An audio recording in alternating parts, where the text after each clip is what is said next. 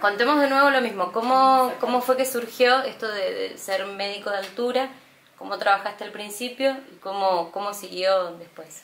Y para mí no era una decisión difícil, porque mezclaba las dos cosas que me gustaban mucho, ¿no? El andinismo, que lo practicaba como deportista de hacía mucho tiempo, y los últimos años más intensamente en el CUDA, en el Club de Andinismo de la Universidad, de la UNC. Entonces, bueno, conocí a Aconcagua, lo conocía de antes, de hacer trekking de chico con mis tíos y demás que me llevaban, y después de empezar a trabajar, y bueno, y después era fácil la decisión. Buscar o alguien que me recomendara, o presentar mi currículum de médico recién recibido, el título pelado, pero por ahí un currículum deportivo que me gustaba la montaña y demás, un poco de idiomas. Entonces me fui contactando con las distintas empresas que licitaban el servicio en su momento. Fueron 2 empresas. Primero trabajé con una, después lo ganó la licitación otra empresa, trabajé con ellos, y después de la tragedia de Campanini, los italianos fallecidos en el 2009, es que se nos ocurrió empezar a fomentar un poco más el hecho de los médicos que practiquen el montañismo como deporte y puedan, aunque sea, subir a los campamentos de altura a colaborar. ¿Por qué me nombrás lo de Campanini? ¿Qué fue lo que pasó en ese momento? ¿Vos estabas ahí? ¿Estabas sí, en Plaza de Mulas? Estaba en Plaza de Mulas cuando surgió esa tragedia, y me desplacé junto a guardaparques y patrulla de rescate hasta Nido de Cóndores.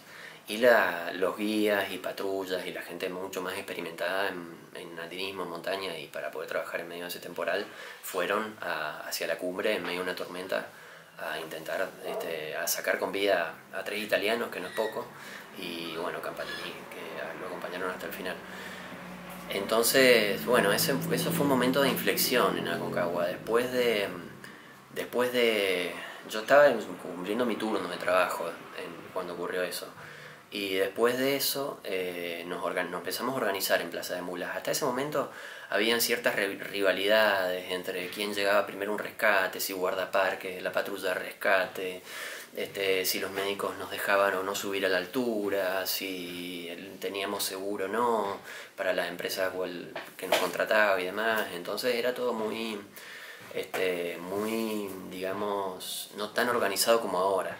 Y después de eso se formó en el mismo Plaza de Mulas, se formó en su momento una comisión de auxilio interinstitucional entre todas estas instituciones o grupos de trabajo que te acabo de nombrar, dado que se vio por primera vez en el rescate de los italianos y demás, se vio cómo todos pudimos trabajar articuladamente, desde la gente súper especializada en rescates, como guías, patrullas y demás, hasta cocineros, porteadores, médicos que recién empezaban, médicos con un poco más de experiencia.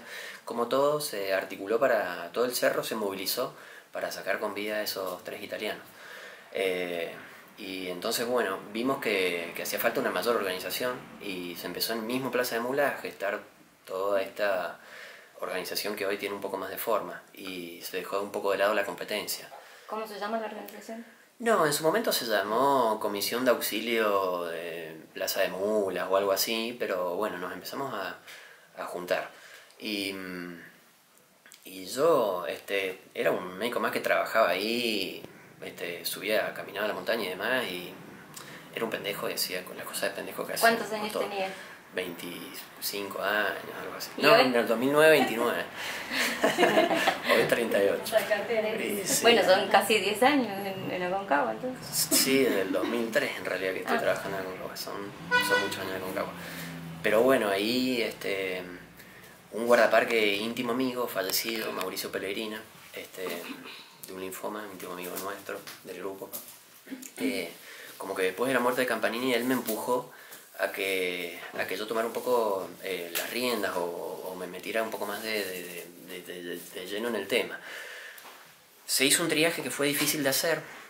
Hubo que dejar a Federico Campanini en un estado ya terminal, solo, o la policía creo que se quedó con él hasta el último segundo, que falleció, no me acuerdo exactamente cómo fue la cosa.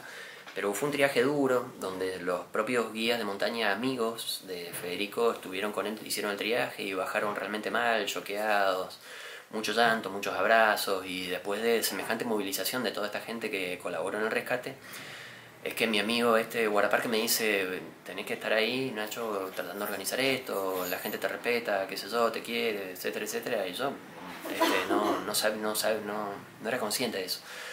Entonces, bueno, nos pusimos, junto con Fernando Garrido, un guía español famosísimo, impresionante todo lo que sabe y lo que nos enseñó al respecto, he estado también en muchas tragedias en el mundo, nos pusimos a moderar un poco esta comisión de auxilio, estas ganas de... este grupo solidario que se empezó a gestar ahí en Plaza de Mulas.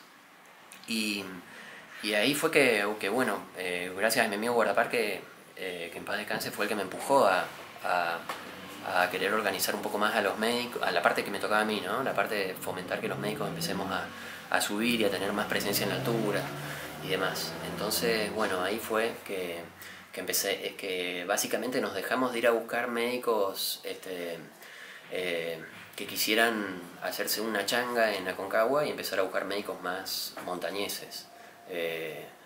Guías de montaña, que caminaran, que treparan, que se engancharan con esto, con el deporte, y pudieran prestar una mano si hacía falta. Si bien no es obligación nuestra estar en los campamentos de altura, pero bueno, a todos nos gusta y hacemos lo posible por subir, ayudar, colaborar y demás. Y entrenar y bueno, todo lo que implica poder colaborar en la altura. Y ustedes cuando, ahora ustedes hicieron la licitación, que la ganaron, tienen que presentar ustedes también sus materiales, su equipo, una cantidad de gente. ¿Cómo es esto? Sí, una licitación es mostrar cómo funcionamos. El gobierno pide una serie de requisitos básicos que hay que cumplir y bueno, y los cumplimos. ¿Cuáles son esos requisitos?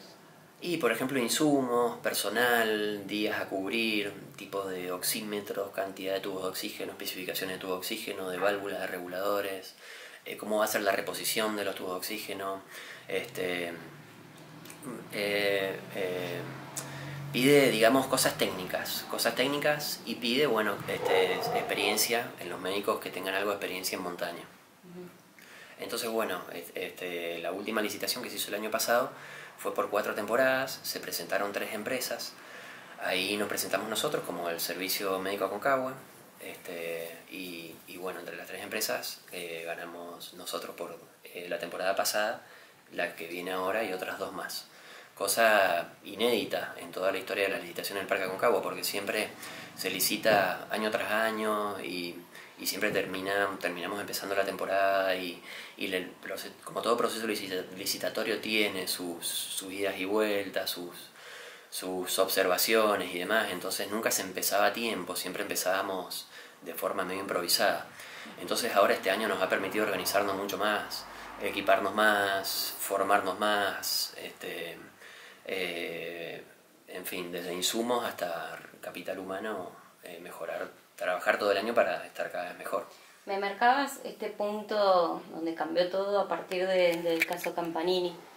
Me decías antes que no los dejaban subir a más altura o no